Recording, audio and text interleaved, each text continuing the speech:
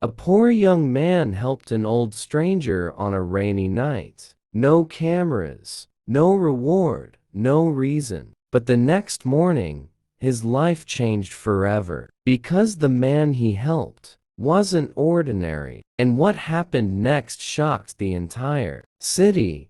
The rain poured heavily over the streets of the city. Cars rushed by. People covered themselves and hurried home. But near an old bus station, a young man named Adam sat quietly under a broken shelter, holding a small plastic bag with bread inside. Adam was tired, not just physically, but mentally. He worked all day carrying boxes at a local market for very little money. His clothes were old, his shoes were worn out, and some nights he slept hungry so his younger sister could eat. Still, Adam never complained, because deep inside, he believed something. Good people don't stop being good, even when life is hard. That night, after finishing work late, Adam was walking home through the rain when he noticed something unusual. An old man stood alone near the roadside. He looked weak, his clothes were soaked, and cars kept splashing dirty water on him as they passed. People ignored him. Some looked away. Others pretended not to see him. Adam stopped walking. He looked at the bread in his hand. It was supposed to be dinner for him and his sister. He hesitated for a moment. Then he walked toward the old man. "Sir, are you okay?" The old man looked up slowly. His eyes were tired. "My car broke down," he said softly, "and my phone died." Adam looked around. The rain became stronger. "Come," Adam said. "There's a small tea shop nearby." The old man seemed surprised. "You don't even know me," he said. Adam smiled gently. "You looked like someone who needed help." They walked together through the storm. At the small tea shop, Adam bought hot tea using the last money in his pocket. The owner looked confused. "Adam, you barely have money for yourself."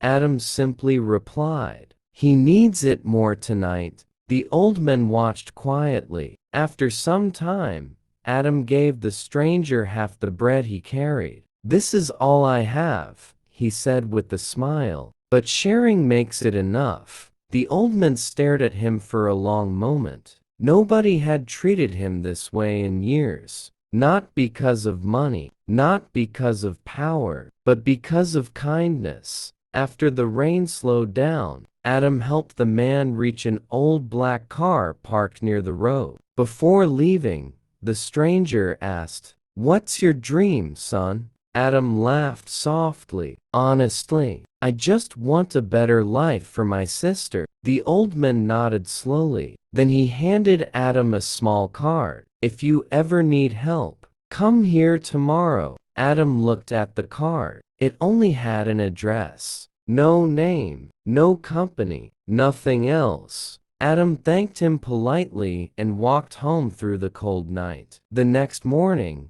Adam almost ignored the card. People often made promises they never kept, but something inside him said, "Go." So he borrowed clean clothes from a friend and traveled across the city to the address. When he arrived, he froze. In front of him stood one of the largest company buildings in the country. Luxury cars filled the parking area. Security guards stood at the entrance. Adam checked the card again. Same address. He felt embarrassed. "There's no way this is right," he whispered. As he turned to leave, one of the guards stopped him. "Are you Adam?" Adam looked confused. "Yes." The guard immediately opened the gate. "Sir has been waiting for you." Adam's heart started racing. He entered the massive building carefully. Employees in expensive suits walked quickly through shiny hallways. Everything felt unreal. Then the elevator doors opened, and there, inside,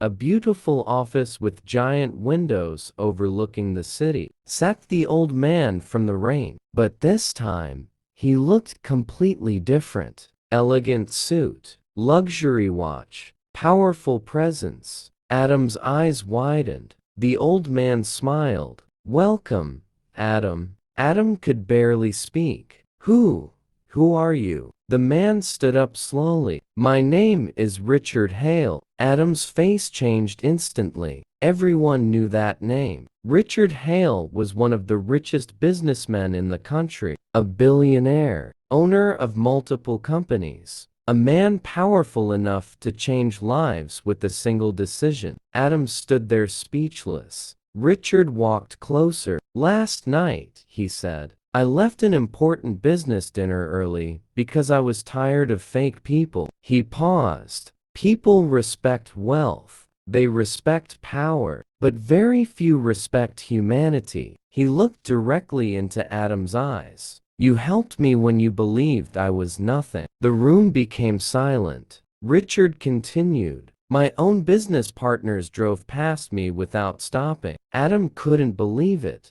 But you, Richard said softly, shared your last piece of bread. Adam looked down awkwardly. It was just kindness. Richard smiled. No, it was character. He pressed a button on the desk. A woman entered carrying documents. Richard handed them to Adam. I want to sponsor your education, pay for your sister's school, and offer you a position in my company. Adam stared at the papers in shock. His hands trembled. You barely know me, he whispered. Richard nodded. I know enough. Tears filled Adam's eyes. For years, life had only given him struggle, and now suddenly, everything was changing. But Richard wasn't finished. There's one more thing, he said. He pointed toward the large office window overlooking the city. This company was built with money, he said. But I want people like you to help build its future. Adam felt emotional, not because of the money, but because someone finally saw his value. Not his clothes, not his poverty, but his heart. Months passed. Adam worked hard inside the company. Everyone respected him because he stayed humble. Even after success, he never forgot where he came from. He helped workers, supported struggling families, and every week, he visited the same small tea shop where he first met Richard. One evening,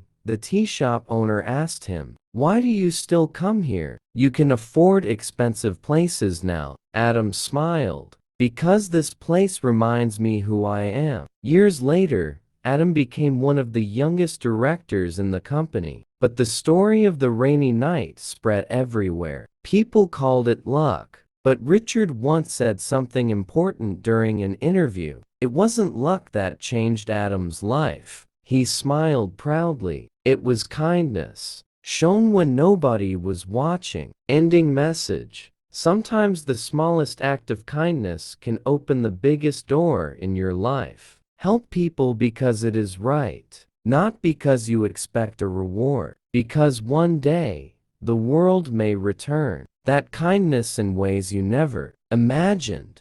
If this story touched your heart, don't forget to like, subscribe, and share. And remember, kindness never disappears. It always finds its way back.